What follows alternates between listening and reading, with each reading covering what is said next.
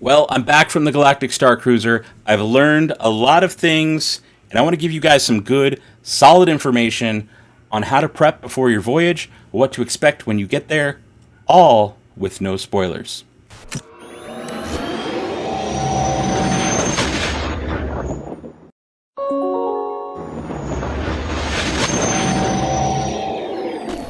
Hey everybody, welcome to the Dano channel. I am Dano, and now I'm really thinking about that intro because I'm here with a friend of mine, my sister from another Mr. SaraJayMac is here. As always, it's Hello. Starcruiser. We've been on this journey for months and months and months now, and it's finally come and gone. Yep. But the cool part is we can still talk about it, and we still have a lot of good info to give you guys. So if you've been part of this journey of ours since August and following along, welcome back. But if you're new here, check out SaraJayMac. She's a wonderful travel agent with Carry On the Magic. You got a great podcast, Princess and Scoundrel. And where else can people find you? Lots of places. So my travel agent stuff and a lot of the resources that I share for Starcruiser is on Instagram and TikTok at SaraJayMac. And then our podcast, like you mentioned, Princess and Scoundrel, that's me and my husband. We talk about the Disney parks and Star Wars. And Galactic Starcruiser is kind of the perfect mix of those two things. You can find that on YouTube or anywhere you listen to podcasts. And we're also on Instagram and TikTok as well. All right. So in this video, like I mentioned in the intro, we're going to talk about, we just want to give you guys good, solid information. So if you're planning on going, we want you to know what to expect and kind of how to get the most out of your Galactic Starcruiser voyage. Because there's some things that we learned while going last week that could really help you out. And we want you to get the most out of this. So we just want to be that resource for you.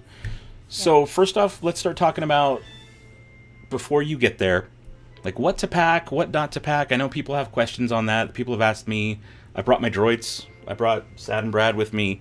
And is that something, like, you absolutely can bring your droids from home, but I wouldn't recommend it. So part of the Starcruiser is this itinerary that you're kind of like every, I don't know, 30, 40 minutes, even 15 minutes sometimes, these little increments of time, you're very on a schedule the whole time. And the only time I really got to enjoy the droids and use them or take photos was after everything was closed down in the middle of the night. And that was it. So otherwise, I lugged these things in my luggage from Nevada to Florida kind of for nothing. And I wish I didn't, because I would have been more comfortable not carrying so much stuff. So I would say don't bring your own droids. If you want to build one, I guess build one. But it's not necessary to bring them unless you really, really want the photos. But another thing people ask about is costumes. Yes. How I feel like I overpacked. I brought, and if you guys follow me on Instagram at Dano Flores, you can see some of the projects that I was working on. I was working on this cool cape. I had some like EVA foam armor that I had created. It's really cool. No, it's cool that I made it. It's my first time dabbling in all of that stuff, but I wore none of it. Zero. How like annoyed I didn't. are you that you spent so much time on those costumes? Like crunch time right before Starcruiser. I was so stressed in the days leading up to this because I'm like, I got to get this cape done. I got to get the foam, got to glue it and paint it and get the Dremel out and do a. I didn't even use it. I didn't even bring the armor. The cape never got worn. And so when it comes to planning your costumes, like, yeah, dress up. I absolutely recommend 100% dressing up. Like, if you're planning on going, plan to dress up because it's going to help with your immersion. It's going to get you into it, and it's going to help you get your money's worth. Because that's one of those things is, while I do think it's worth it, absolutely, this trip was worth it, and I'd be happy paying more.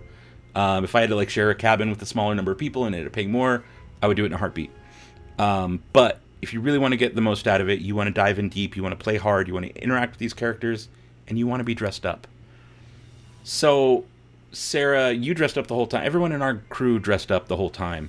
I had a bunch of outfit changes because I was like, well, I brought this stuff. I'm changing, damn it. So I did. And do you have like a recommendation on maybe how many outfits? Because you're there for one evening, and then you're there for a whole day and at night, and then you leave the next day. It's like 46 hours worth of time. But what's the right amount of outfits do you think to bring? So I've been thinking about this a lot. I think the perfect number of outfits is 4. And is that right? Yes, Maybe. 4 outfits. And this, I'm trying to think again. So you're there day one. You arrive between 1 and 4, and then you're there for the whole evening. You can dress up for dinner, but you don't like you're saying, you don't have a lot of time to do that. And so the whole second day, you're spending your first part of the day on Batuu. You definitely want a very Batuu weather friendly outfit because there's 3 suns on Batuu. It gets hot and you're going to sweat and you're going to be moving around like a lot. Look at how brown I am. Those are the suns on, but like, I'm a brown dude anyways, but I'm extra brown right now because of those suns on I don't Batuu. know. I don't know how And you got so tan. I look like how I'm tan wearing I am. tanner. I look like I'm literally wearing like tanner, and it's just the sun. Glowing. The Florida sun did that to me. So you're absolutely right when planning for Batuu, like dress comfortable, like dress up, but absolutely keep comfort in mind when you're planning Super these comfortable. costumes. Once you get back from Batuu, go change. You're going to be stinky. Just go freshen up, put on another comfortable outfit because you are moving around so much through different floors of the ship. You don't want to be wearing heels. So we thought there was going to be like a big gala night where everybody really dressed up fancy. On our cruise, that wasn't necessarily the case either night. I personally dressed up for the second night's dinner, and I kind of regret it because I had to go run back to the room after dinner at some point because things start going down like really heavy after dinner. And I'm running around in like a floor length gown and heels and trying to do all of these things. And I was like, I can't. At one point, I was like, I can't. I'm going back to the room. Give me 10 minutes. I'll be back. And I just changed back into the outfit I was wearing in the afternoon. So if you want to dress up, do it, but then just go like immediately change afterwards. Yeah, And then the day you leave, like you're just leaving. So if you you want, kind of just leave. we You're just kind there of a few had hours like, and you leave. yeah, we had like a bounding outfit. So it was like kind That's right. In the of morning, I saw you, and I was going like, I'm around. just in shorts and a t-shirt. I'm like, oh, did I do this wrong? I feel underdressed now after seeing you guys. And we'll get into the You had all those disembarkation outfits. process. I know, like, and so I had so many outfits. I arrived in a full Resistance pilot flight outfit, which was like a sauna on its own. I was in that for probably a good, I don't know, 2-3 hours, which is the longest I've ever been in it. Normally, I'll wear it here at home in this office, and it'll be for 30 minutes while I film a video. And that's it. This was the longest I've gone wearing that thing. I think I might have worn it to a convention once for like 2 hours, maybe 2 hours. And then I was like, I got to go back to the car and get this off. So this is the longest I've ever been in that thing. And it was a lot. But I changed. I brought a change of clothes. So like I was already, I think, 2 costumes deep before dinner. Like by the time dinner on the first night hit, I was already in my second like dress change, and I think after dinner I even changed again into like a different shirt at least.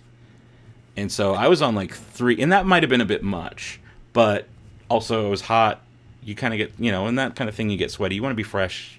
You're around a bunch of other people, yeah. So that I definitely was something I kept in mind. I was like, I know I'm going to be hot and sweaty. I don't want to be gross, so I'll bring like a third change. So I believe the first night I wore like 3 different things. You're ridiculous. I know. I don't know. I wanted to be like ready and prepped, but also I had special things like the Gaia shirt that I was wearing, like specific, and that was my own like level of nerdiness that I wanted to add to, which totally paid off, by the way. It totally paid off. And then on day 2, there was the Batuu thing, so I had a costume for Batuu. I knew I was going to be gross and sweaty after I got back from that, so I immediately changed into a second. So I'm already this is my 5th change by midday on day 2. And so I think I had like, and it was mostly the same costume, just different pieces, but I had like different main shirts to at least change into. I had like 5 of them total. And so just keep that. If you're like I'm a big sweaty dude, so I was like, again, I wanted to be fresh. I wanted to be like, I don't know. It just, you don't want to be gross. You want to be comfortable. You're in a nice, fancy luxury thing. You want to be like, feel good. And I wouldn't have felt good, being gross and sweaty. So I had like 5, maybe 6 different outfit changes total. And I feel like it was a little much, but it was about right. I don't know. But For did me, you it was enjoy right. it though? Did I enjoy the changing, or did I enjoy the whole? Yeah. Well, It was like fine. all your different costumes. Yeah. I felt better because of it. You know what I'm saying? Like I didn't feel like, oh, I'm gross. Like, I felt comfortable, and I felt like, okay, good. I can like move around. I feel fine. Like this is, and I changed back into the pilot suit for our photo session, right Yeah. after Batuu. Actually, that's another thing. I forgot to put that back on. Because my thought was, we're paying for this photo session, which is something you can book ahead of time, since we're still talking on the time frame before you go. There is a photo session that you can book that I think is totally worth it. Before this, I was like, you know what? I lugged this Resistance pilot outfit from Nevada to Florida. I only wore it during the first couple hours we were there. If we're taking professional photos, let me put this sucker back on. And totally worth it.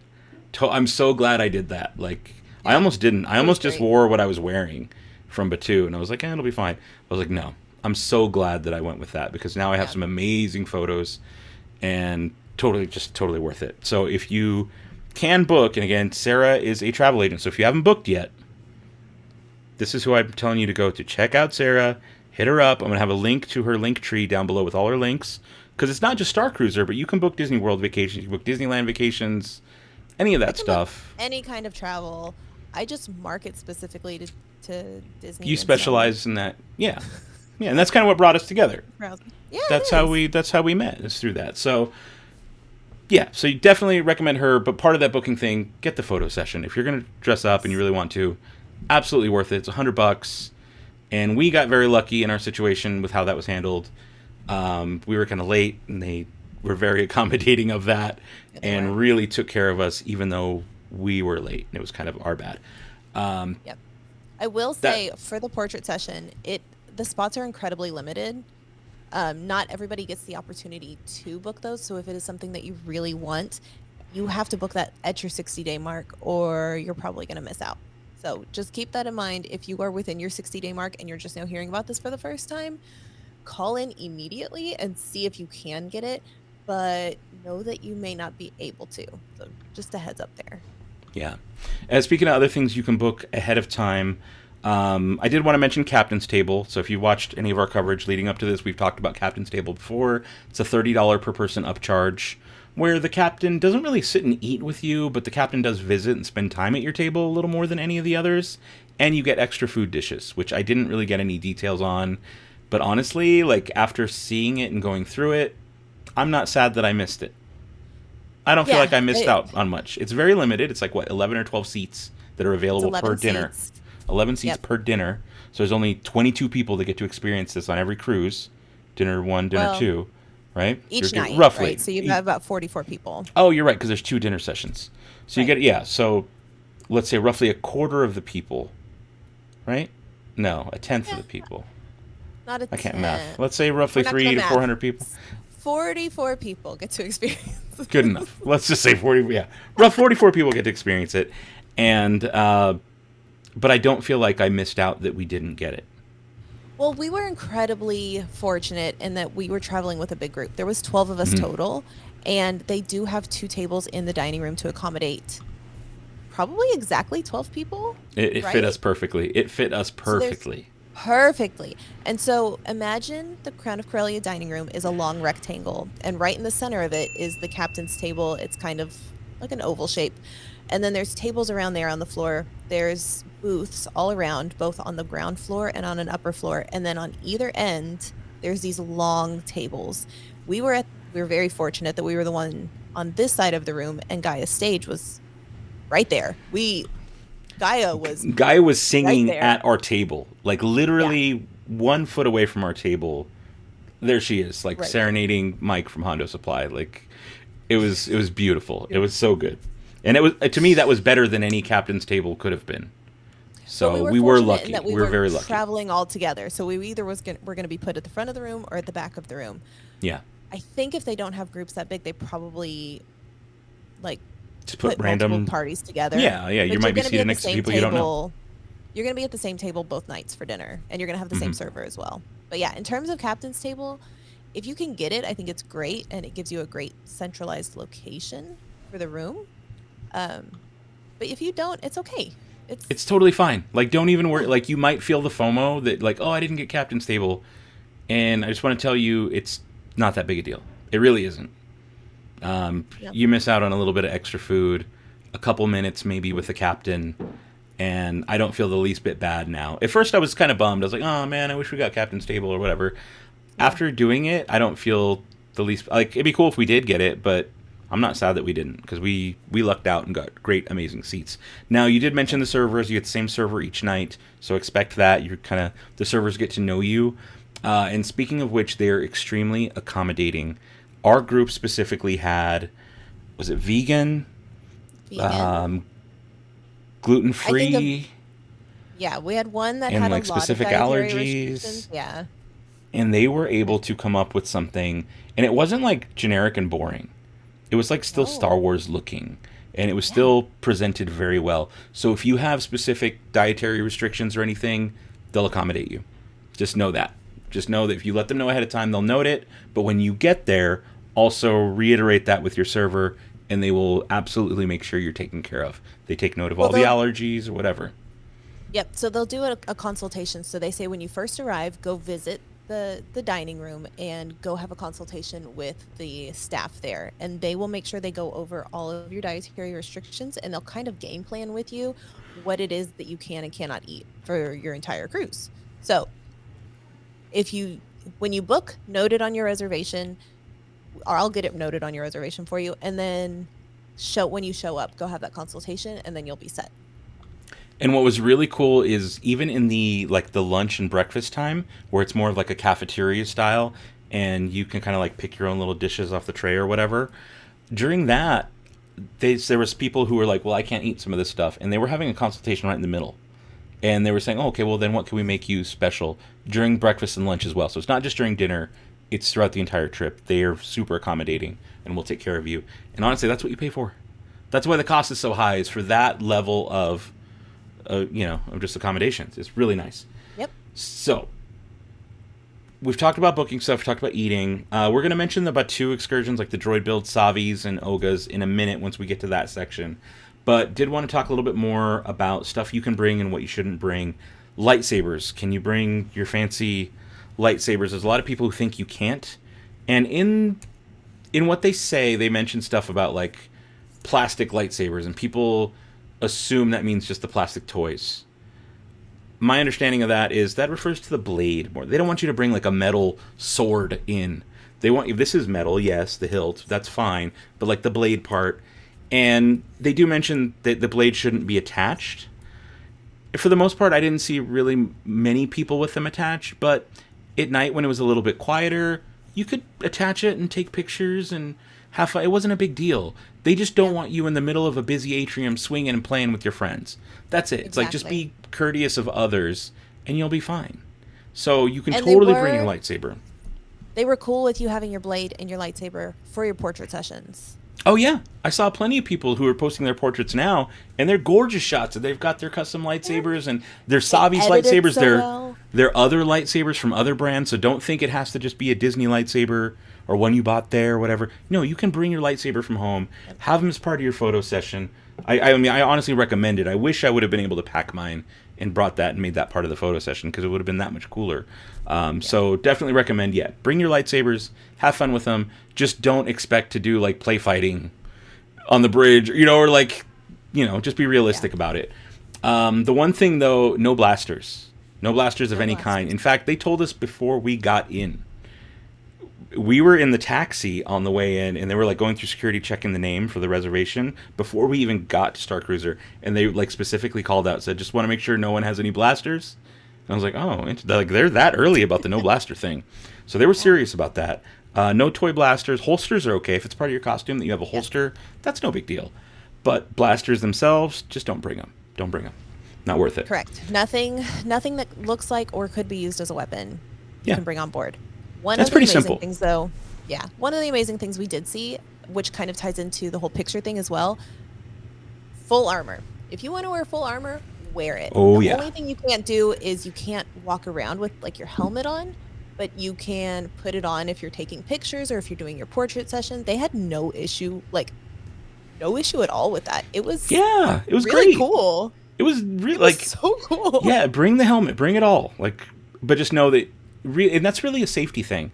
They don't want you walking around with your view obstructed, because at some points in that atrium, it does get a little crowded, and you don't want to hurt someone else. You don't want to hurt yourself. They don't want to be liable for that. So it's cool for pictures when you're standing still, but don't expect to move around with the full helmet on. But full armor, absolutely the whole time. Yeah. if you want. If you want to. I mean, If it's really yeah, uncomfortable. it's a lot. But like, if that's what you're into, you can do it. You can do Yep. it, and you're on a big Star Wars set, so like enjoy it, get the most out of it. Mm-hmm. But now we're kind of talking about now that we're there, we're arriving. Want to talk about pre-boarding before you get into the Star Cruiser itself.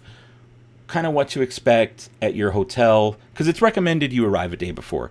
You don't really want to get off the plane and go directly to Star Cruiser. You can, but I think that's risky. As the same with traveling on a regular cruise, they don't recommend it in case there's any kind of delays. You don't want to be late because then you're missing out on some good time on the ship. But really, you just don't want, you want the peace of mind that you're there already. So it's recommended you arrive the day before.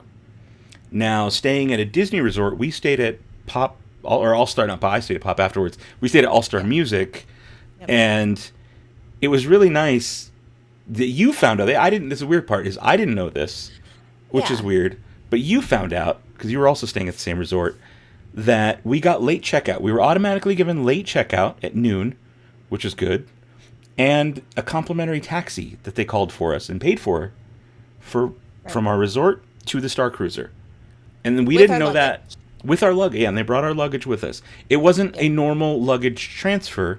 Like, let's say we were staying at All Star Music and we wanted to go to Pop Century, which I stayed at afterwards. That kind of transfer through Disney, normally you can tell them, hey, this is where I'm moving my luggage, and they'll look up your reservation and transfer it for you automatically.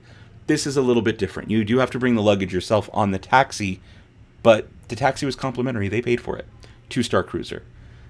Now, given that Star Cruiser is new, our taxi driver didn't exactly, and we shared a taxi.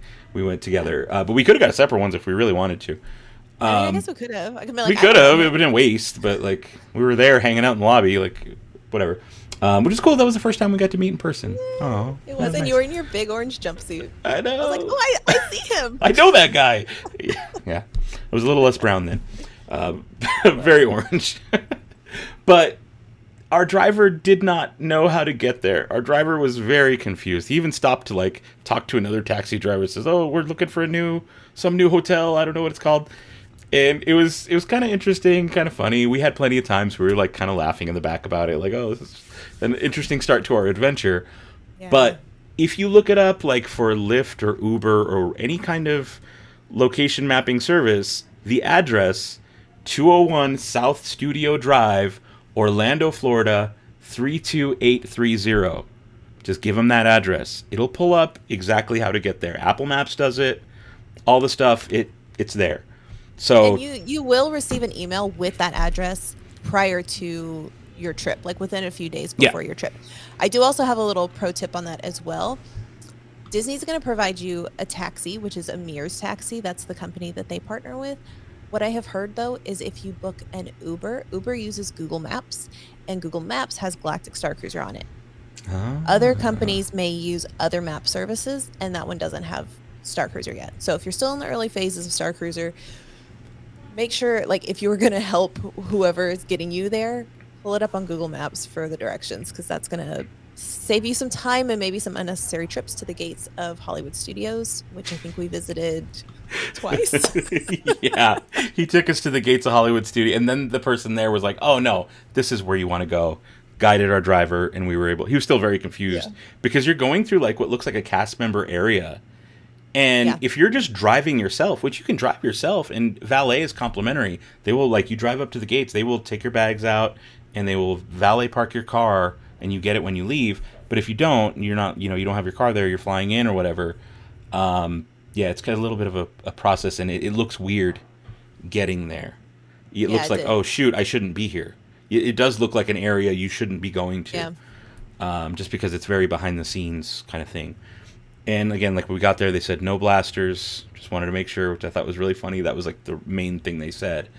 But once you actually get to the Star Cruiser, you're outside this big concrete bunker-looking, like, building with the fancy Star Cruiser sign, and they're there to help you. They take your bags, they check your reservation, and when they do that, they provide you with data bands, little magic bands is what they're called. M-band. Okay. M-band. That's what they call them.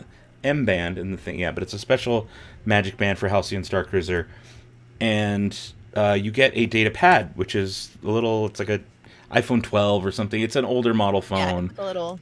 with a special case on it that you probably can't take off. But they assign you these phones, have you sign a waiver that's saying, hey, if you don't return it, it's $700, but you have to use it. You, and not kidding, like you Did actually you sign a have. waiver? There was one I saw. I saw one that was there. I didn't sign it Did you because I got sign there one? late, but I saw them. I saw they were in the bag. I saw like a waiver saying like, "Hey, if you don't return it, $700." So I don't know. Oh, I have Yeah. it. I didn't sign it. Oh yeah, I didn't. Maybe it was just a notice. But either way, I saw Right. it, and that's the policy. You don't return it, $700. Which actually, my friends that I left with, McVie and Janelle from Magic Journeys, when they took me back to my resort afterwards, and I got all my bags out, they were looking in the back of their Jeep, and they're like, "What's this?" And it was a bag, and it had their data pads in it. And they were like, Oh "Oh no. no!" So they had to go back. I don't know what happened and how that went because I was already at my hotel, but they did have to drive back to Starcruiser and drop them off. So just How make sure. funny. And you know what was crazy actually? When they got back, they went to security where they told us no blasters, and the guy was already on the radio like they're back. So they were tracking the devices as they went. And another interesting thing, this is something they told me that night too, is he was trying to use his own phone to log into the Play app and was using that. And Disney called him and said, "Hey, we noticed you're not using the data pad we've provided," which is a little creepy. But said, "We noticed you're not using the data pad we provided for you. Why?" And he's like, "Oh, I don't know. I was just, used to it on my phone. So what I wanted to use." Like, "No, please use the data pad we provided for you." And it was like, "Oh, okay, all right, all right." And that's really a quality control kind of That's thing. crazy. It was a little crazy that they knew that and could see that. But after some of the troubleshooting and stuff we dealt with, I see how that works. And we'll kind of get into a little Yeah. bit of that, how they can troubleshoot your datapad experience on the fly in a second. But Well, really quickly on that, on the data pad, because we all had it on our phones and we were doing like cool things on our phones to make them look Star Wars beforehand and locking down like different shortcuts and focuses so we could only see like certain screens. I tried to like get into my data pad, my Play Disney Parks app on my phone. When I would click on it, it would say, "Please use the device that we've provided to you," and it would not let me access yeah, it. it blocked you. It blocked you from. Yeah, It would like completely. error out. For first, I got errors, and then by day 2, it said the nicer message of like, "No, please use the one we provided you." It's like, oh, they changed that message. Shoot, and now it's Overnight, gone. yeah. Now I'm sad because it's gone. Like I know. before, it was on there. Remember, like the weeks before, we're like checking it constantly and sending each other screenshots. Said each other. Right? Like we were all about this. Yeah, no, And now I log in and it's just like add your reservation. Link your reservation. It's like, oh, I'm like, I wish I could see that stuff. The nice part is the achievements you unlock and the equipment you unlock is still available in the regular datapad. It just doesn't look as cool. It's the old format datapad from Galaxy's Edge, not the new format for Starcruiser. And honestly, that hurt my heart a little bit. So I was like, oh, I go back to the normal one? This is bull. But you do get to keep the achievements and the equipment and stuff that you unlock on that. So just so you know. yep. So you're given data pads, you're given your magic bands, and then we waited for a little bit because we were early, and then right at like 1 o'clock they started sending us through security, and we went through this Yes. like kind of long hallway looking at the Chandrila Starline logo, which is a gorgeous setup to have us do that. These like It's concrete the walls. background of my phone. It's so cool looking. I don't know if So you can cool. see it. Oh, let's see. Oh yeah, yeah, nice. It was so pretty. It was. And what's cool is like you go through security, they screen your bags. The security guy who screened my stuff, because I was in the full costume, and I was like, I had metal parts on the costume, and I was like, crap, I can't take those off. Those are like stuck on there. And I thought it was going to be an issue, but luckily the security guard recognized me. He was like, "Oh, hey, I love your video." It's like, "Yeah, you're fine, go for it, go through." I was like, Thank you. Saved me so much trouble. I was like getting ready to like take Were you parts like, if off, I have to take this thing off, it's I not going know. to be good for anybody. Yeah, I was about to be very upset, but he was very cool about it and was just like, "Nah, go ahead, you're fine, you're good." So Well, they thank make you walk through a metal Thank you. detector. Yeah, I as still had to well. do that, It's but not I had. like they let But there's anybody these leg flares on the suit that are like metal and they kind of clink. I was like, "Crap, those are going to set it off no matter what," and those don't come off the leg. They're just permanently attached. When you buy it from Galaxy's Edge, that's how they are. So I was like, I was ready to explain all of that. I like already knew in my head. I was like, oh no, they're gonna make me take the metal thing off. Luckily, my experience was very nice. Security guard knew who I was already, which was pretty cool. And yeah, that worked out well. Either way, you go through security, you wait in this longer room, where you get a like special video where they talk to you about the difference between a real life emergency and the like show element story fake announcement emergencies that everybody's supposed to pay attention to, just to kind of teach you a little bit about what the experience is going to be like. Now at this point, I think they should have maybe spent 5 more minutes in that video teaching you how to play. Because for me specifically, once we were there for a couple hours and I was talking to other people in our group, they were saying, "Oh, I'm talking to so and so on the datapad, and I'm high level with this one, and I'm over here like, wait, I only have like one person I'm talking to. What's going on? How come you guys are getting all this cool stuff and I'm not?" And so, what I want to let you guys know at home is it happens here on your Magic Band, but it also happens by talking to the characters.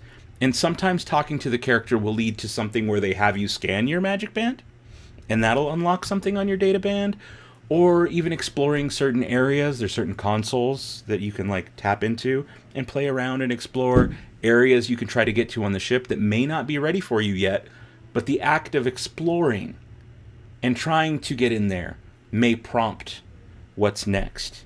And there was some of that stuff that I didn't do because I was just busy. When I got there, I thought I lost my wallet. For like the first hour, I thought I lost my wallet. Oh no. Oh, I didn't tell you about this? Okay, so No. we get there, you get in, you get off the little launch pod thing that docks you into the Halcyon, which I'll go into in a more spoilery video. We can talk about the whole process on that. But we get there, they guide you to your room, they show you around how things work. I get there and I go and I check my pockets, which I have only a weird side pocket in that pilot outfit. And I feel my phone, I feel the datapad they gave me, and no wallet. I'm like, oh no, those are my only pockets. I have one pocket that had all of it. Where's my wallet? Like, A, I need that to get home. My ID's in there, like all my credit cards. How am I going to rack up my bill at the Sublight Lounge if I don't have credit cards on me? And I did rack up a bill at the Sublight Lounge. But like, that's a terrible... Oh, right? This is one of them. One of three that I got.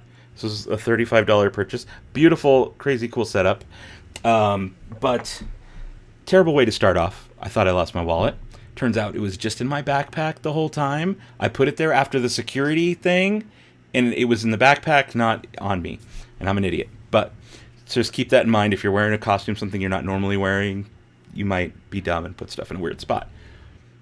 Either way, we get through that. And so I'm busy with that. And I didn't really get a chance to talk with a lot of the characters. Like, really talk with the Saja, who are some of the, like, the lightsaber trainers. I did explore some of the consoles and stuff, so I did unlock certain things in my datapad for that. But if there's a certain experience you're going for, talk to the characters. Talk to, like, all of them, because I don't exactly know how it works, but it seems like when they get your name and know that you're interested, they can go in, or at least tell somebody that you're interested in it, and someone with an iPad there kind of plugs your name in and turns that part on for you, and you get a little ding on your databand saying, oh, so-and-so wants to talk to you, and you can converse on your little datapad with them, and that's how you progress that mission. If you don't do that, it doesn't happen. And there was a couple things that that some of people in our group in the same cabin as me got, and I was like, I never got that. And it's because I never actually got the chance to talk to that character, and it never unlocked it. But with that, there's a little bit of a hack that I learned. And it's something that, like, don't use it unless you need it, unless, like, there's maybe a path you wanted and you're not getting. But I didn't learn this until day 2, when there was an event that I saw was going to happen, and I wanted in, but my Magic Band wasn't unlocked for it because that wasn't part of my story, but I still wanted to see it. Now, fortunately, the person that was there at the door was like, oh, do you have a VIP tour scheduled? Which was one of the events, had I been part of that story, would have been on my whole setup. It wasn't. And I was like, no. And she's like, oh, I recognize you from the HoloNet. She's seen the videos.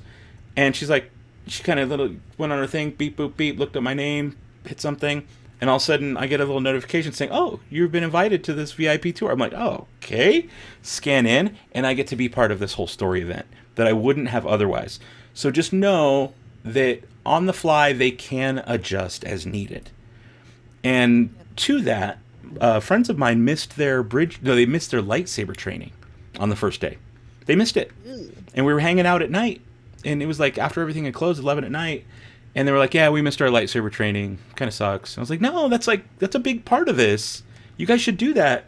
So we went and talked to one of those cast members, who not an actor cast member, but like a helpful cast member who's there just to One help. of the staff of the house. One of the staff of the halcyon, yeah, and they were able to look them up and get them rescheduled for lightsaber training. And didn't know to ask. They didn't even know to they didn't even think to ask if that was possible. And so because they tried, they were able to be accommodated. So if anything doesn't go the way you kind of want it to, politely ask the cast members, explain to them what's going on and what you're trying to get at, and they can take care of you. There are ways for them to fix things so you get the most out of it. But don't overuse it, I would say, because you want it to be natural. It kind of takes away from it when you have to do that. So a recommendation is to let it happen naturally, but if for some reason you're not getting it, it can be adjusted. Now, Yep. we're talking about how you play. So that's really like how to get the most of it. Play, talk to the characters. Talk to the characters and lean in and learn what they're about, because there's different levels. I happen to go down the scoundrel path hard.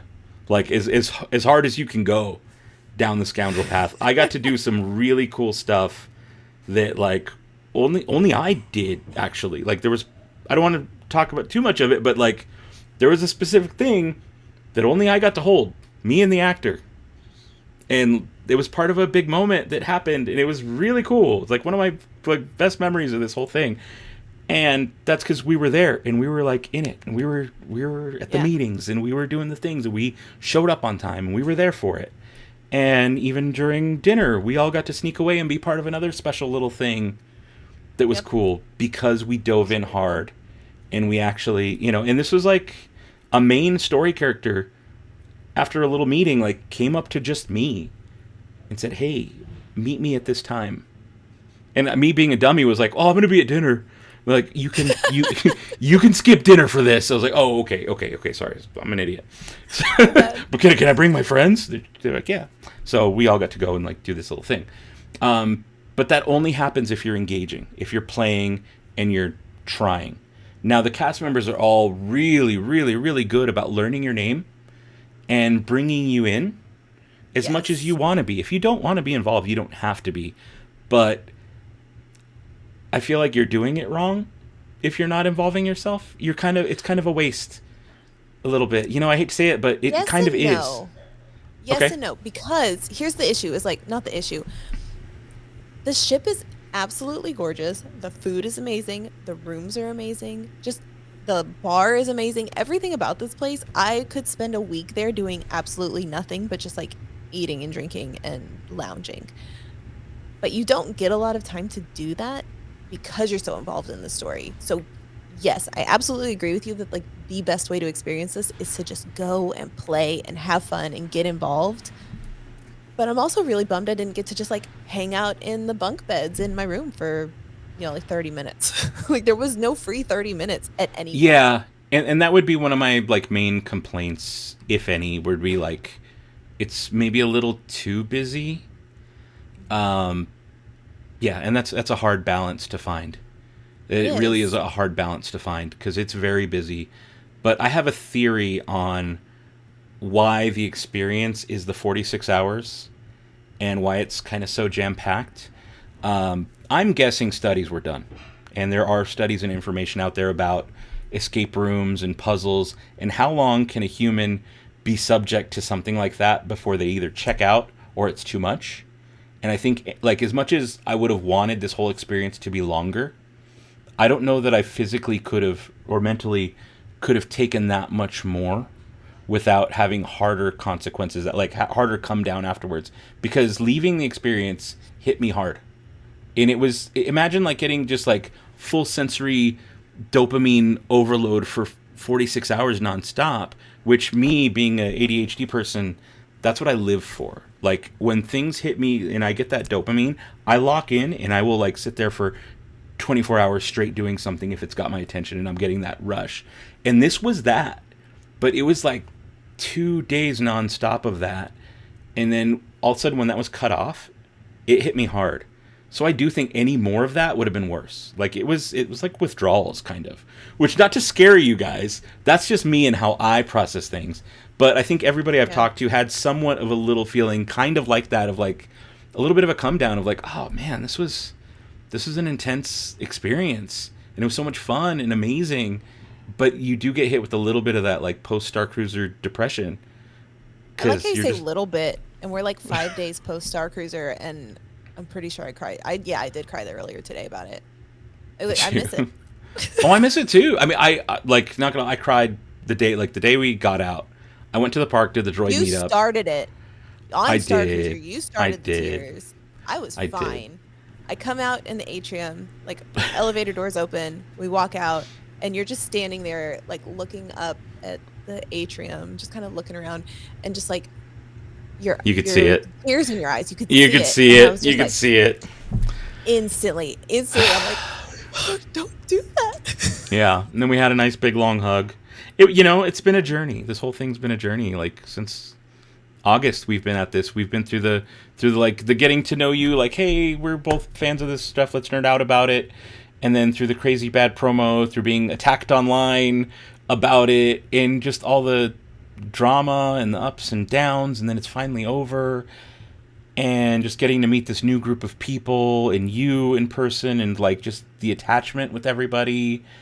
And it was a lot. It was a big experience. It was a lot. So it was all like, it just hit me at once. I was like, it was a lot, because we've only known each other like 6 months. Yeah, like literally like first week of August or something like that. Like around then when they started announcing info about it. It has not been long at all. And so that's literally Starcruiser brought us together. Yeah. And now I consider you, like, I literally consider you family. Like this is, and so it's cool. It's really cool that, like, we got to do this. And again, it's not the last adventure we're gonna have. We're gonna have more. No. But speaking of adventures, I know we kind of got sidetracked on the whole emotional side of it. Oh, sorry. We're at the point. No, I know. We need to do a whole other video where we actually get into this stuff more. Where we just cry the entire time? We just cry the whole time. Yeah, I'm into that. I'm fine with that. I'm a tissue. I'm ready. But I want to get into, now that we've talked about how to play and once you get there, what to do or what not to do for the Batuu Excursion on the morning of day 2. So you get there, you kind of learned how to play, you get your mission start going on night 1, you wake up early in the morning for your Batuu Excursion or whatever's on your itinerary. You had something a little different than we did to start off, so you got a little bit of a later start because you had kids. Yep. So I still do have them. They're still around. They're still around. So how did your kind of morning go? Your morning was different than ours. We got to go straight to Batuu and start it that way. Breakfast, of course, but then yours was a little different. Yes.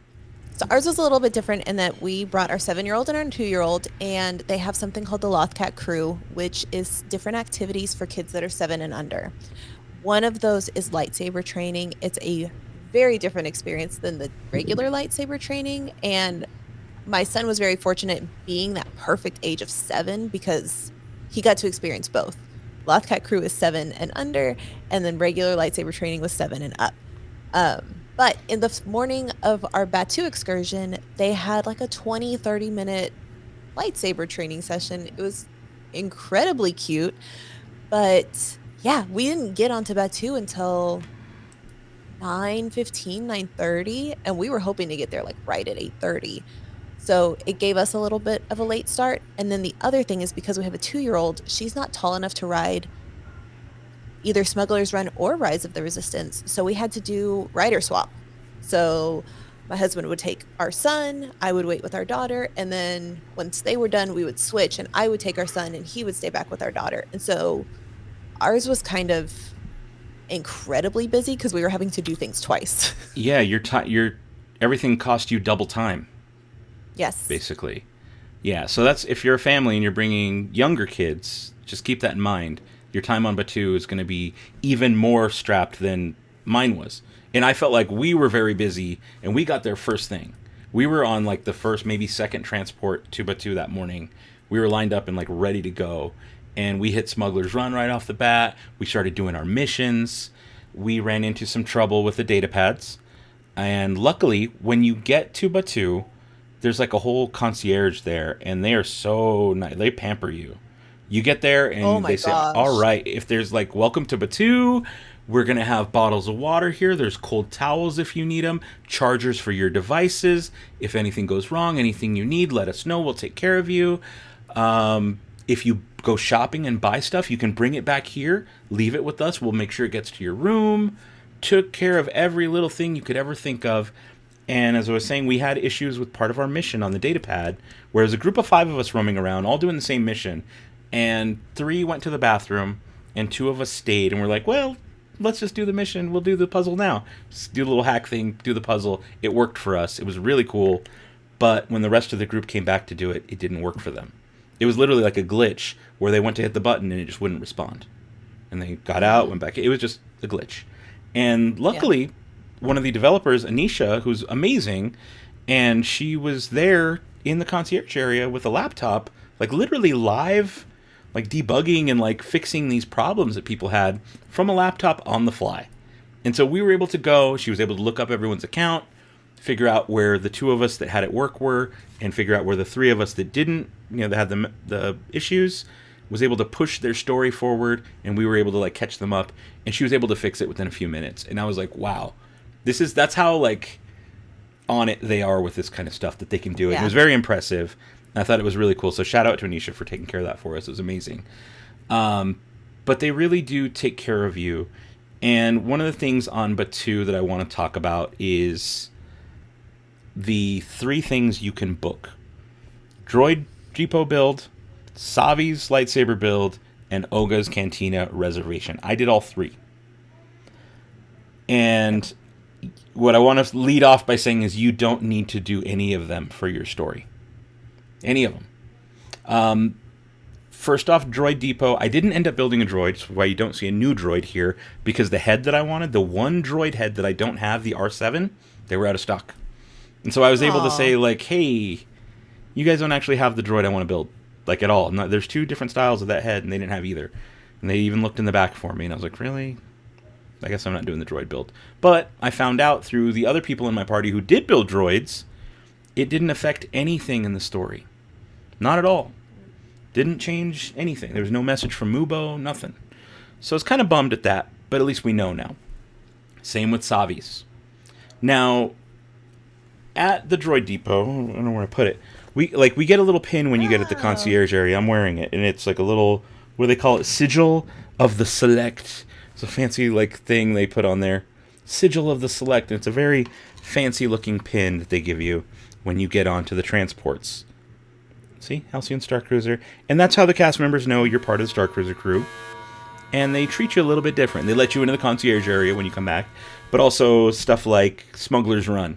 I don't know if you experienced this at all, but they kind of talked down to us. When we got into, like, in a fun way, we got on Smuggler's Run, and they're like, oh, Halcyon passengers, well, we know you guys aren't used to having people tell you what to do, but I need you to come stand in line over here. And, like, even when we got out, they were kind of like, that's what I'm saying, kind of talking down to us, but, like, in a funny way. Yeah. And there was a special message that played from Hondo right before the mission. We didn't get that. Oh, no? It was brief. No. All he said was like, oh, I see we have some Halcyon passengers. And that's it. It was like one little thing. Aww. But then when we got out, the guy was like, oh, Starcruiser passengers. Yeah, everything's fine. So you guys want to hear? Like, you guys did good, right? You're good? Okay, yeah. Like, even though we, like, wrecked the ship, they're like, it's wrecked. Oh, no, I mean, everything's fine. That's what you guys like hearing, right? And it was just funny that they treated us different that way. But really, that was the only place. They mentioned it briefly at the Droid Depot. They were like, oh, Starcruiser passengers, how's everything going? That was it. I thought maybe at Savi's workshop, the pin, they would take notice. It's $220 as an add-on experience. I was like, they got to maybe do something. Nothing. Not even one acknowledgement. And not like, luckily, not at all. Not even, hey, you're from Starcruiser, how's it going? Like they did at Droid Depot. Nothing. So those 2 were a complete wash. Our bartender or server at Oga's was very good. He acknowledged it. He talked about it. He had a couple little quips and stuff to say, which was fun. Part of that was our mission asked us to go to Oga's to meet an informant. We say, we have a message, we're trying to find some information. Our server brought out a coaster that had something to scan. That was cool, but it wasn't necessary. We didn't need the Oga's reservation to do that. We could have rolled up to the outside of Oga's, said, hey, we're with the Starcruiser group. We're trying to get some information. They would have brought that coaster out to us. We didn't need to spend the time doing that. So while it is cool, and the bartenders do a fabulous job of like working it, if you're going to get any of those 3 reservations, my recommendation is maybe just do Oga's, but know that you don't have to do any of them. And if you're going to the Starcruiser, maybe plan, like if you really want to build a lightsaber, really want to build a droid, I would do a whole nother day or 2 at Galaxy's Edge, Hollywood Studios Park there, and do that on a separate day, not part of your Starcruiser build. Because it ultimately didn't affect anything, and it just takes away from an already packed morning. Like, I had to leave and go do the Savi's thing, and I had to, like, check in, wait for 20 minutes, and then do the 12-minute presentation, which is beautiful and amazing, but I've already done it 5 times. So, like, I didn't need to do it. So the nice part is I get to give away that lightsaber so I sell these banners that I make, these flags. And so I was like, you know what? The people who bought the flags, you're entered to win this lightsaber. Nice way to pay you back for supporting me in the projects that I do. So I'm giving that away to them. And so that was kind of a cool, neat thing that I get to do for my community that supports me, is kind of give back. So that was neat. And that's why I was like, it's fine that I did it. I'm not that mad. I get to do something cool for the people. But if it wasn't that situation, I'd be kind of annoyed, to be honest. I'd be like, oh, like, why did I add this on? Why did I add this on? So just know that. Just know that, like, if you're going to do it and you've never done it before, maybe do it on another day. Like, make a little bit bigger of a trip. Schedule a day after or whatever for Galaxy's Edge and do it on that day instead of during your Batuu Excursion. And maybe let your excursion focus on the missions. Mm-hmm. Now, speaking of the missions, I had some friends that stayed late because they go from like 8:30 in the morning until 4 p.m. or how long the transports go between Halcyon and Galaxy's Edge on that day too. I had some friends who were, I think they thought they were the last ones on the thing, and they were actually given a physical piece of luggage to bring on board. Oh, they had the luggage. They had the luggage, and it turned out to be a very, very important story element. And that's one instance of that. I heard another group who brought another piece on board for something else. Yep. So that's the other cool part to expect, is you never know how they might just throw it at you when you get involved in these stories. They might be like, oh, hey, look, we need you to take this on board. And you're physically bringing a piece of the game or a piece of the story onto the ship. And so it's cool. So just be ready for stuff like that. It's really neat. Now, on day 2, this is like your final day. Everything's going to wrap up. One thing I wanted to talk about was was it Chandrila Collection? Which is the main store, the gift shop, where you can buy your lightsaber, you can buy more clothing, the Leku, you can buy the droid. I bought one. It's not here yet. Everything's still being shipped, which is exactly what I want to get into. You can do all these purchases, and let's say you're like, how am I going to get all this stuff home? So I knew that they would ship home from the Starliner. And I asked them, hey, what's the process? And they gave me this barcode. You guys can scan it on your screen. Let me make sure I'm not blocking any of it. If you want to take a screenshot, you can scan that and see where that takes you. It takes you to the website where they give you estimates of how much it's going to cost to ship your stuff. Ground shipping ranged between $98 and $125. $98 being East Coast. There was another chunk for the middle of the country. And West Coast, where I'm at in Nevada, $125 was the estimate for ground shipping 5 to 7 days. It's like more than the cost of buying a droid. The droid's $100. Double your cost. Yeah. Just on that. And yeah, I saw that after I'd already purchased everything. But either way, I was going to purchase all the stuff I was going to purchase, right? And bags of stuff. Huge. It was a lot. I have a picture. I'll send it to you. Okay, good. That's funny. You get a picture of that. So my thought was, like, we talked about it right after. I was like, what am I going to do? Like, I don't want to pay $125 or whatever for this. That sucks. And my thought was, okay, do I buy a piece of luggage and then just check the bag? Because that's technically going to end up being less than this service they're offering on Starcruiser. But I knew from Disney Parks history, when on Galaxy's Edge, I've shipped stuff to people. Mike, actually, specifically Mike Forrester from Hondo Supply. I was there and I bought a lightsaber for him and shipped it to him directly. and which I like never do, but I was like, I know you. You're like, I got you. So, and it was like, I think a max, like they give me a list of like the prices, and it maxes out at $40. So I kind of had that in the back of my head. It's like, it could be cheaper. Instead of using this service on Starcruiser, which like they want you to fill out this Google form, put all your stuff in a plastic bag, use a special zip tie, and leave it in your room, and they take care of it. Like when you leave for the ship, you leave your merch you bought in the plastic bag in your room, and somehow it gets to you through this service. Well, when I got to my resort, Pop Century, I went to the store there and kind of asked them, hey, what's your guys' situation with shipping merchandise home? And they kind of gave me the rundown, and they use a different service, but the max you pay is $39.99. $40. Doesn't matter how much stuff. I had a lightsaber from Galaxy's Edge. I bought a big old lightsaber sheath on the Halcyon, a droid, legacy saber, little model of the ship, other stuff, and they were able to ship all of it from the Starcruiser. It's all Starcruiser merch, but at my resort, my Disney resort, Pop Century, and all the other resorts should have the same policy, I believe. $39.99 was the most you spend. That's wild. So, I mean, that's huge savings. Wild. So that's like a major tip. If you're going to be staying afterwards, which I already recommend you do, you need to compress, I think, kind of, don't go directly home right after the Starcruiser. Yeah, don't do that. I did that.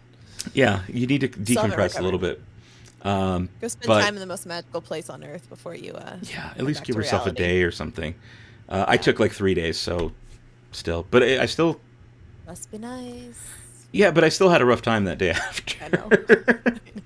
I still had a rough day. So that's just my tip, though. If you're going to be shipping stuff home, go crazy, buy all the merch you want. But when it comes to getting it home, I think that's the best option, shipping it home from a resort. I have a pro tip, which is don't pack as much as Dano. Bring an extra suitcase. Because that's what we did. We brought an extra suitcase, one more than we usually would. And knowing that we were going to buy too many things in the gift shop, one of them being the ship model right here. But we bought a droid, we bought a bunch of big stuff, and we knew we were going to buy bigger stuff. So we're like, let's make sure we have space to get this home. Luckily, we flew on an airline where we had free checked bags. And so it didn't cost us anything to like ship it home. We just had to shuffle around like what we brought. But it was totally fine as well. So if you don't want to use a shipping service, just bring an extra suitcase because you will fill it. Without a doubt, you will fill it. Oh, yeah. So now that we've kind of talked about that, I also want to mention that shop closes at 11 o'clock at the end of night 2. And if you haven't done your shopping by then, that's it. On your disembarkation day, you cannot shop there anymore. It's just so you have to do it the first evening, or on the second evening, you have until 11 p.m., and that's it. And it was like 10:30. It's open all day. It is open all day. But like just your cutoff at night is 11 o'clock. And I think it was like 10:30. And we were hanging out at like the dessert party or something down in the dining room. And I'm like, oh, it's 10:30. I've got 30 minutes to go shop. And I like ran upstairs and did all my shopping last minute. Very me to do that. But just know it's 11 o'clock. So now we're at the point at the end of the journey where we're ready for disembarkation in the morning, which is an early thing. So they kick you out a little earlier than normal resorts do. They want you out by 9. For a reason. Oh, because they're bringing in the next... Do that. Oh, yeah, the turnaround's quick on that. And they're getting the rooms ready for the next group who will be in at 1 o'clock. And like we did, we showed up a little early. We got in at like 12:40 or whatever. And so we were, they're expecting the next group to go. And what was interesting is when we got there, on the outside of the building, there was no shop open to buy stuff. Yeah. But when we left, the shop was open. So it's one of those things they have open for us as you're leaving. While the Chandrila collection inside the Starcruiser is closed, when you leave and you're outside of the building, there's a little gift shop with more Star Wars branded stuff. It says Star Wars on it. You're wearing one. Oh, cool. Yeah. Nice. Now, I didn't end up buying any shirts or anything. I bought no wearables. I bought a patch. I bought a couple patches, but that's it. I was the last person. They were like, we should have closed 18 minutes ago. And I was like, but I want to buy things. And they were like, hurry up. I was like, okay. And I think I only bought a shirt and a magic band, but they had magic bands. Oh yeah, they did have extra different. They had different so ones. There was a magic band you could buy inside the Chandrila collection, and a different magic band you could buy outside of the shop after you leave, And then they also give you a magic band as well. Yep. So I there's have all of like them. technically you got all of them. So you could leave with 3 different That Galactic was Starcruiser Steven. magic bands. Now they want us out early. You said for good Yeah. reason. I want to say it was they said like 8 or 9 or something on the message you got. You get like a little piece of paper waiting for you on your bed after the first night, and it's It's like, oh, please, different. So oh, y'all got 8:30, I think. We had 10. oh, Yeah. interesting. So they try to, and I think it shows on your Break it up. itinerary too, like when you're supposed to Yeah, leave. Um, but they didn't hold you to that they didn't. either. We were crying So, in the atrium longer past our time. and they were like, "Gotta go." They They were were like trying to shuffle very us out. polite, but they were like, "All Yeah, right, we'll go down to Earth with you." We're yeah. like, "Okay." And that morning, you can grab breakfast in the dining room. I want to say even the bar was open. You could grab a drink if you wanted at the bar. I think it was No, the kind of, or Subway no, was it Lounge not? was. That was It wasn't closed? serving drinks, but they did have the grab and go breakfast options in That's there, what so it you could was. get They had coffee coffee. and some snacks and stuff. Yeah, you could That's take like right. the blue milk I was yogurt. like, I knew I was in You know, there. Yeah, that's what it yeah, I was. was too. Yeah, yeah, yeah. So that's kind of how the morning goes. There's the merch shop outside. Now, you said you were like one of the last ones there doing the shopping because you had a little bit of an issue getting out that morning, and that Yeah, involved luggage transfer and getting out of the Star Cruiser. So, kind of break down what happened with that. sure. So on the way to Star Cruiser, we've already outlined that they did a fantastic job of late checkout at our Disney resort, calling us a taxi that would take both us and our luggage to the Star Cruiser. The issue is that with that is that when you're leaving Star Cruiser, people could be going a bunch of different ways. They could just be driving home if they're local. They could be going straight to the airport. They could be going to another Disney resort. They could be going to another hotel. We were flying out that evening. So checkout was at 10. Our flight was at like 6, no, was it 4:30, I think. So we had an Sounds right. awkward amount of time between when we checked out and when we were going to be going to the airport. It was a couple of hours. What we had intended to do and what we were told they could do is to hold the luggage at Star Cruiser. And so I scheduled a shuttle service to come pick us up from Star Cruiser and take us to the airport. It was like 1 o'clock. I think they were going to come get us. When we were in the atrium, they kind of came over to us and they're like, "Okay, want to make sure that you guys are getting out okay. How are you planning to get out?" Told them the situation. They said, "Oh, we can't hold your luggage." I said, "Okay, well, what should we do?" And essentially what happened was they were going to call us a taxi, Amir's taxi. They said they can't hold the luggage at Galactic Starcruiser, but they would hold it at another Disney resort. And since you were going to Pop, we were like, "Okay, well, let's just go to Pop Century." But then there was a backup of taxis, so they were like, "Well, let's just get you an Uber and we'll take care of that, and then we'll also get you a taxi from Pop to the airport." There was a lot of confusion around all of those moving components, and essentially what happened is they didn't call us an Uber. We had to we called a Lyft. The first guy got lost, could not find the place. So we canceled that one, call another one, and he gets lost. He can't find the place. One of the Star Cruiser employees, I went up to him and I was like, "I don't know how to help this guy. He's texting me, but I can't help him." Like, I don't know what to tell him. Like, I've given him the address. He's not showing up. Yeah. So while he calls the Star Cruiser employee, or he calls the Lyft driver, and while he's talking to him on my phone, a another Star Cruiser employee in just like a van, like a 16, no, not a 16 passenger van, but like a van pulls up, and they were like, "Is anybody going to another Disney resort?" Because it was like us and maybe 2 or 3 other parties that were still there. And it was 11 o'clock at this point that all of this transpired. And So they're desperate to get you out at this they point. desperate. They were already setting up like the lines to corral the next group of people. Yeah. And we're like, "Oh, we're going to Pop Century." And they're like, "Okay, come on." And they just like get us all in the car and they drive us to Pop Century. But it wasn't a taxi, it wasn't an Uber or a Lyft. It was just like, A cast "We member need in to a get these van. people out now." Yeah, it was like a sweet like college program kid that drove us. Jeez. So it was there's no good process for handling that situation right now. And from what I'm hearing online, other people experienced similar things where they were like, "Oh, we thought you could hold luggage. Oh, no, you can't." So then they would shuttle them or get a taxi or something like that to take them somewhere else for a while. I think that process needs to get improved. I assume it will get improved at some point. I just don't know what they're going to do. But they've got to do something there. Yeah. So just as you're preparing for these earlier voyages, keep that in mind, that could happen, and just be ready to have a backup plan if you can, or just be ready for that might be your experience too. So that's kind of the whole point of this video. We want you to be prepped. We want you to be ready so that you have a good time. Something like that, even though it's at the end, can kind of make your time worse, but it's going to be a lot better if you know about it. So that's kind of why I wanted you to talk about it. The other thing is that we had that airport shuttle that was supposed to pick us up at Starcruiser and then take us to the airport. But because we were no longer at Starcruiser, I had to call them and say, hey, we're not going to be there. We're going to be at this other resort. And they accommodated us. There were some wrinkles there, but they accommodated us as well and picked us up from the other resort, and it was fine. But yeah, it was a little bit stressful just because we're trying to figure out all the moving pieces and make sure It sounds a little bit more than a little stressful. That's like, you handled that very gracefully. Well, I'm glad a lot of people wouldn't have. I'm glad it happened to like me and my party versus everybody else that we were traveling with. Because if that had happened to somebody else, I would have felt awful. So I'm glad that I was the one that had to go through it.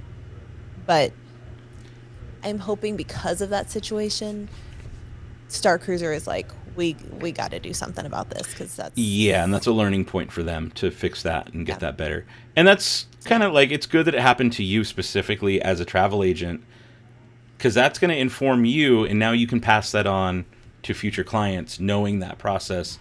And what's cool is you're one of the travel agents that's been. There's a lot of travel agents out there who are like, oh, I'll book you, and like, you've actually been. You have firsthand experience through all of it, and we've been following the details on this for months. Like, together we have been combing through the details on this, and now it's finally here, and now we finally get to like breathe a little bit and be like, it's done, and we know we've done it, and we're going back. I don't know when yet. Are you breathing? Am I breathing? Have not had time to breathe. Not since I've been back. That was the worst part of this whole thing. Let me say, it's not the worst. We have been waiting and waiting for them to open the next set of dates for Starcruiser to book, which would be like the holiday season of this year. From October 1st and on, right? They opened it Friday, the day we were fully there. Our day 2, the busiest full day, yeah. I was like... And you're locked into this experience. I knew it was coming. I knew it was going to be coming within within that week of Starcruiser. So I did all of my prep. I had all of my client stuff ready and passed it off to my agency owner. And I was like, I am so sorry, but if this happens while I'm on Starcruiser, I can't. And she was like, no, I've got it. Go have a great time. And she handled it. She got everybody booked while I was off in space. That's amazing. But yes, love her. But yeah, I was like, the worst timing. I've been preparing for this forever. That is really bad timing, because there's a lot of people who wanted to book after the fact. So yeah, we got them booked. We got a lot of Grand Captain suites too. Nice, which is what we're gonna have to do. We're gonna have to do something like that on our next go around for the next adventure, whenever that is. But we're definitely going back. I hope. Yeah. But we have to go back. I think there's everybody in our party, in our group of 12, I think at some point was like, we have to do this again at some point. And even I know more people. I was gonna say, in our whole everyone I talked to in the whole ship was like, I want to do it again. Yeah. And what's cool is now that I know personally other content creators and YouTube people that are on different journeys than ours, and they want to go again too. And so what I'm trying to do, and I've been kind of reaching out to some of them and being like, all right, look, let's gauge interest. Are you guys, would you like to go again with a bunch of us? And we all maybe do like a big ship takeover, 8 months to a year from now or something like that. Give us time to plan and save and whatever. Because it's not cheap, right? But it's worth it. It is. That's the other thing is is it worth it? And by the time people watch this, they will already have my thoughts on this. But just to reiterate, it is expensive, and I know that I could spend that same amount of money on another trip that is somewhere else and something unique and something worldly or whatever, but I couldn't spend that same amount of money anywhere else and get something like this. No. You know? And I think that's the most difficult thing to put into words and to convey to people that haven't gone on this or don't or on the fence about going on this. You know, you and I have lived and breathed Galactic Starcruiser for the last 6 months. Every day. Truly. Like we've talked almost every day since like August. Yes. Yes. And it's like all Starcruiser. Yeah. It was the closer it got to our voyage, it just like consumed us more and more and more and more. And we were super jacked for it. We were so excited to go on this. And now having, like, every time I would talk to a client, I would be like, it's going to be so much fun. I have no concerns. I wouldn't worry about that video that you saw. Like, trust me, it will not fail. They're going to nail it. And now having been there and been through it, it's like, how do you put into words what we collectively experienced to somebody that wants to do this? There's just it's worth it. And that was one of the conversations I had with Ann Morrow Johnson. No big when deal. I talked, right? You know, the big wig behind all of this. The creative lead. I talked to her, and this. That was one of the things that I told her, and I said, this is going to be so hard to explain, to like put into words or convey in video and explain to people what this is. And her response was, I know, that's been my job the last 5 years. I was like, yeah, like you've been trying to explain to people what this is. And you can't. The marketing sometimes failed on that, like just being real. There was some early marketing that definitely failed at trying to convey what this was. But there was some newer marketing in the last couple weeks that really started to nail it and really started to show you like, okay, that's what this is. And again, like you said, me and you have had faith in it the whole time. I know with Disney, I'm going to pay a lot. I'm going to overpay, basically. Like, it's Disney. It's going to be somewhat overpriced always. It just is what it is. I accept that. I'm okay with it. But I know I'm going to get a good experience out of it for the most part. It's rare that I have a bad experience that I don't like. So knowing the track record with Star Wars projects that Disney works on, that I know I've always ended up loving, it just gave me faith that I was like, you know what? There's no way this is going to be bad. Like, it's going to be fun no matter what. And I think that was even an understatement. It was way better than I thought it was going to be. Even some of those elements, the saber training and the bridge training, which after seeing videos, I was like, yeah, it looks cool. I don't think that's going to be something that I walk away like loving, but I'm still fine with it. I loved them. I loved both of those things. It was so much fun. Yeah, it was cool. And so, yeah, absolutely worth it. I can't wait to go back. It's brought a lot of us closer together, which is really cool. To go to Starcruiser? I was like, sold out till June right now. After totaling my Sublight Lounge build, I can't afford that. No. I hope you guys found this video valuable. If you've got a trip booked, I hope these tips help you in planning and kind of understanding what to expect so that you have a better time. If you're not booked yet and you're just watching this because you want to learn more, hit up Sarah. She's an excellent travel agent. She's been there. She knows the ins and outs. And I couldn't recommend you more. You made this whole process great. Like, not only as like a friend and now family, but like just the whole booking process. You did all the holding for us. We did.